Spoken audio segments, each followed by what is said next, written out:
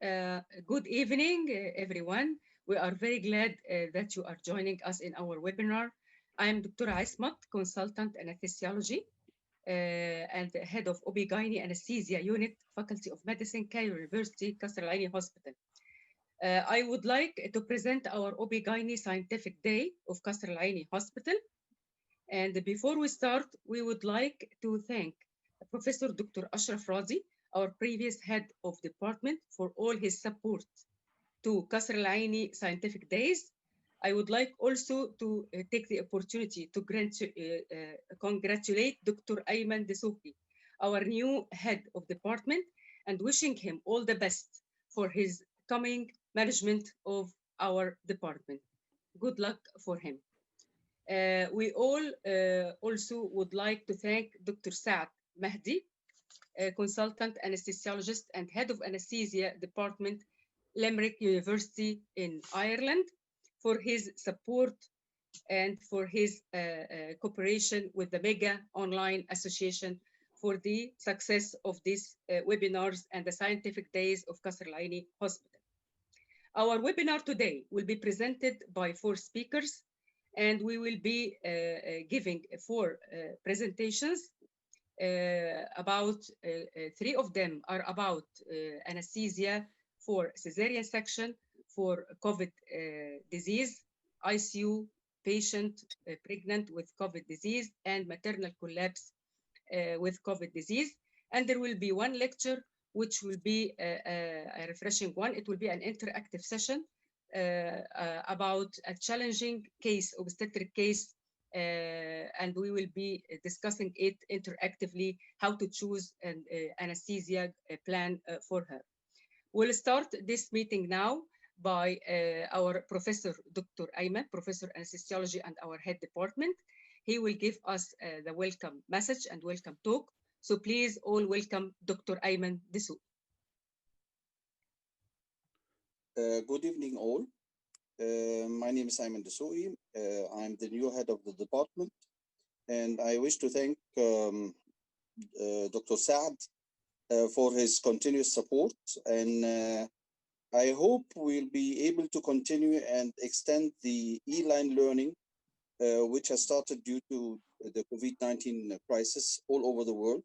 So the future plan is to extend the e-learning, the collaboration with other departments, so that all the knowledge from all the different areas are available for all our junior staff all over Egypt, and hopefully we can extend this to other parts of the continent. So welcome all, and I hope you will enjoy the webinar, and we'll see you soon in other webinars related to Caesarean University Hospital. Thank you very much. Thank you very much, Dr. Ayman. Hope all the best for you and for all the others to enjoy our webinar. And now we'll have a small talk from Dr. Saad Mahdy. Please, Dr. Saad, you can start. My name is Saad Mahdy, consultant anesthesiologist and the head of the department in Limerick University Hospital. We started this collaboration with Dr. Ayman and Dr. Ashraf Razi. I would like to thank him a lot and wish him the best for his term finished. And I would like to welcome Dr. Ayman Desouki. He's a professor of anesthesia and the new head of the department in Cairo University. You know, my concept about that, Cairo University is one of the top universities all over the world. And I would like to thank every lecturer and every professor in this webinar and the past and the coming webinar to give their experience for free for the other anesthesiologists all over the world and in Egypt as well. I would like to promise that I'm going to continue collaboration with Cairo University to extend our knowledge and experience all over the world and improve our career and our patient care. And thank you very much, and all the best for Dr. Ayman for his term and for tonight's webinar. Thank you. Thank you, Dr. Saad. Allow me, please, to start our webinar today. We'll be starting with our lecturer, anesthesiologist, Dr. Marianne Magdy. She's a lecturer in Cairo University, Faculty of Medicine, Caesarean Hospital.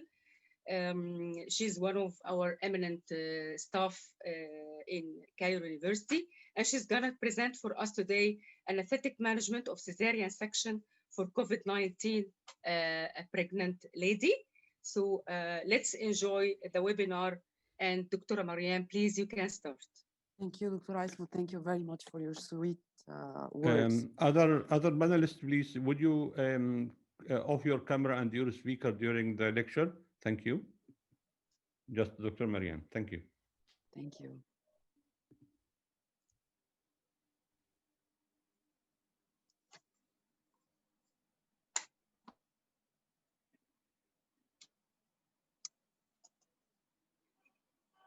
Good evening, everybody. We are starting our webinar with the anesthesia, the consideration, the new consideration in obstetric anesthesia for a COVID patient undergoing CS. This very special population, the pregnant women, are at increased risk of the illness from COVID-19 compared with non-pregnant women. The physiological and immunological changes during pregnancy increase maternal morbidity and mortality. Infected pregnant women experienced more severe complication compared with the general population. Our knowledge of the epidemiology, pathogenesis, disease progression, and clinical course of COVID-19 are continually changing as more information and evidence emerge. The limited knowledge of the impact of COVID-19 on pregnant women and limited clinical experience in managing COVID-19 in pregnant women have an aesthetic challenge during labor and delivery.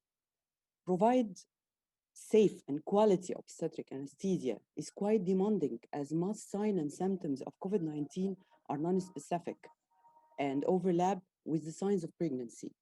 Viral testing facilities, urgency of cesarean delivery, limited resources, and potential exposure risk to our healthcare providers further add to this challenge imposed by COVID-19.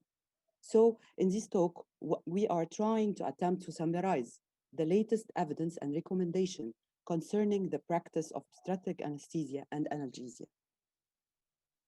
As SOUP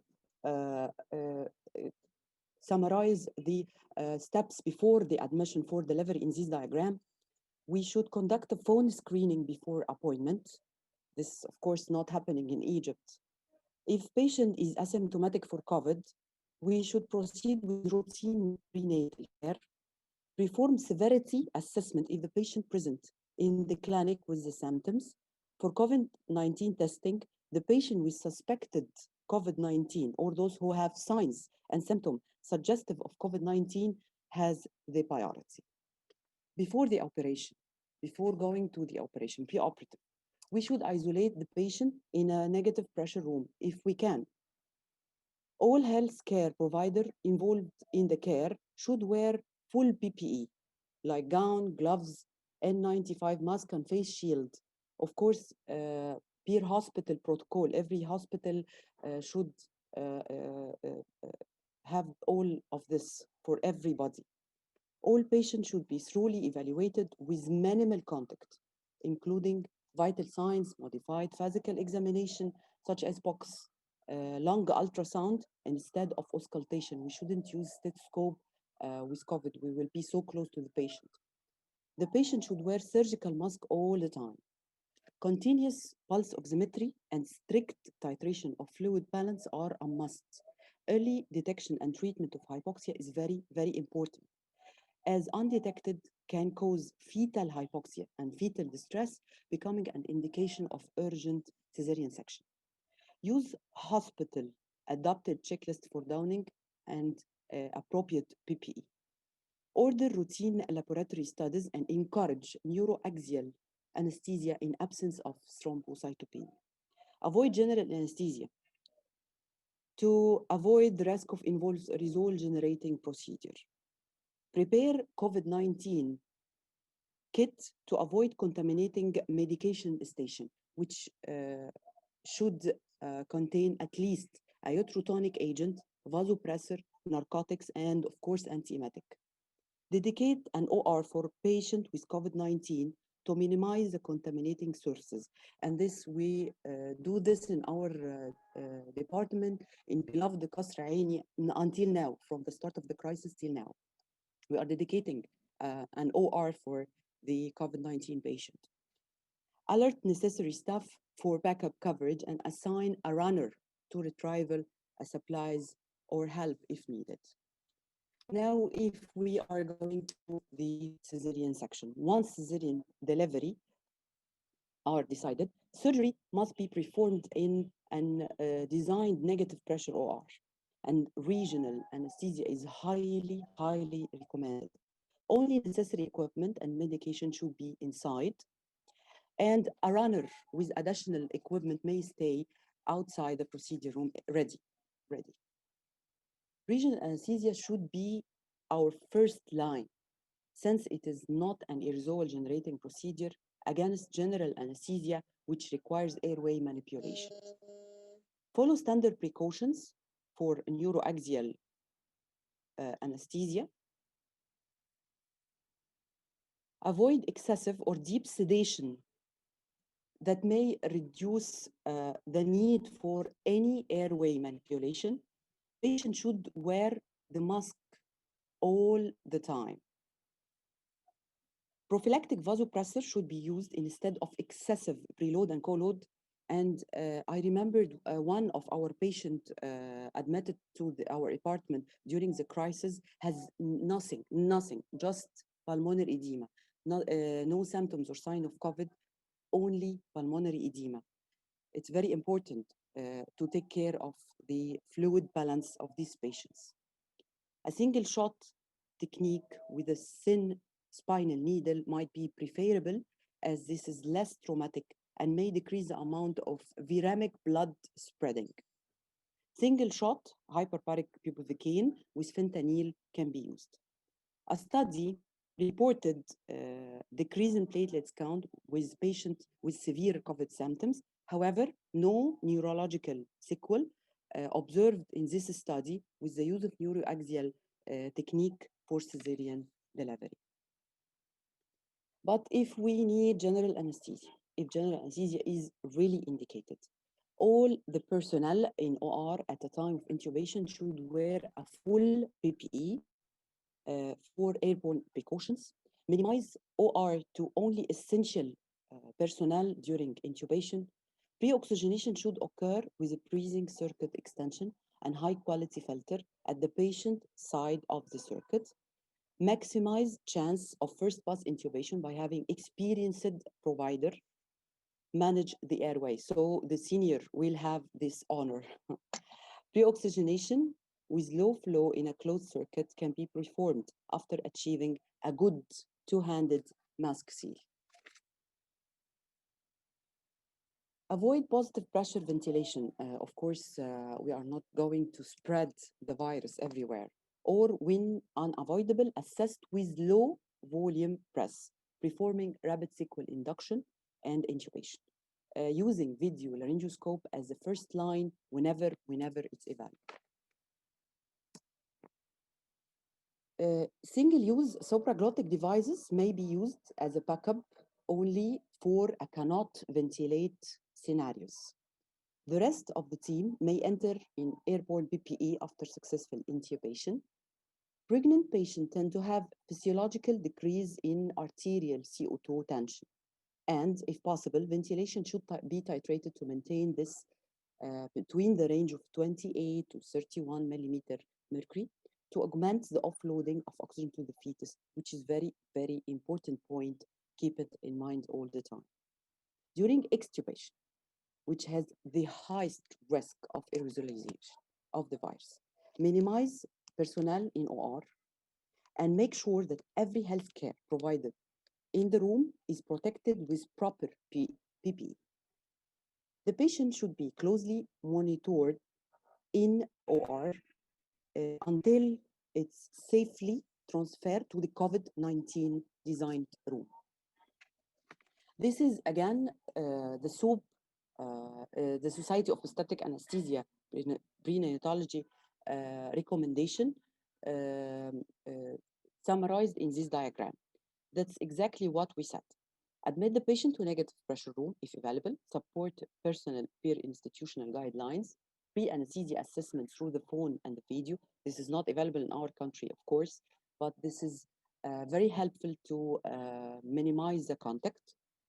Video assist electronic multidisciplinary discussions, surgical mask for the patient for all time, PPE for direct patient care. Everyone care for the patient should have a proper PPE. PPE cart outside the room. Encourage early neuroaxial labor analgesia. And the same for every institutional concerned with the anesthesia, obstetric anesthesia. They have the same guidelines, the same points of concern. I want to stop at the point of that the anesthesiologist performing intubation is likely to get a respiratory secretion on their gloves. So they consider wearing a second pair of gloves to remove the outer pair after the endotracheal tube is secured. The other points we early discussed, the same as we said before. Postoperative.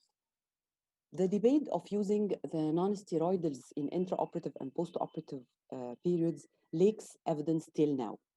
It is unknown if the treatment of the postpartum pain with non-steroidals will worsen of the patient with COVID-19 symptoms. But sometimes we said that one dose or two doses will never harm.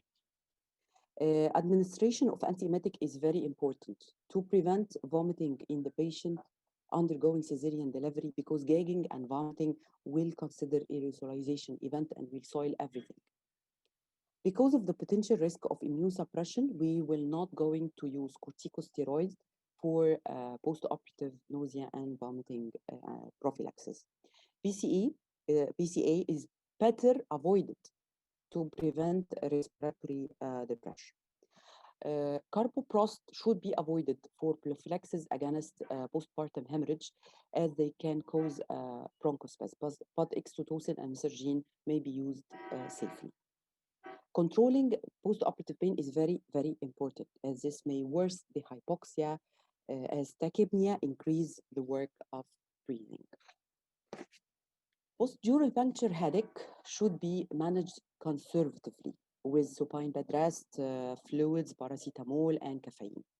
And if you are going for epidural patch, so epidural saline may be considered in a place of autologous blood patch, of course, to avoid contact with this viremic blood. All personnel with direct contact of the patient must have proper PPE, including gloves, gowns, mask, as we discussed before.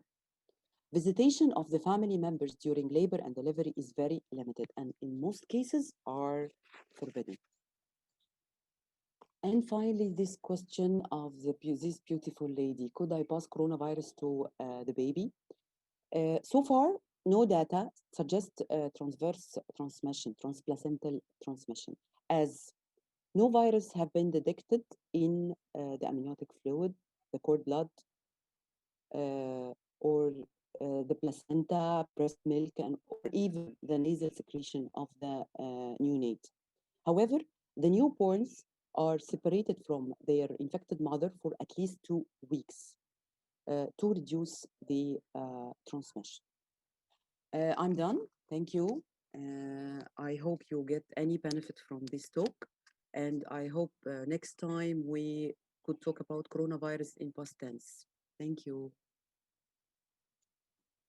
Thank you. Thank you, Dr. Marianne. And for this very illustrative lecture. Now we have 5 to 10 minutes. Dr. Esmat, open your video, please. Okay.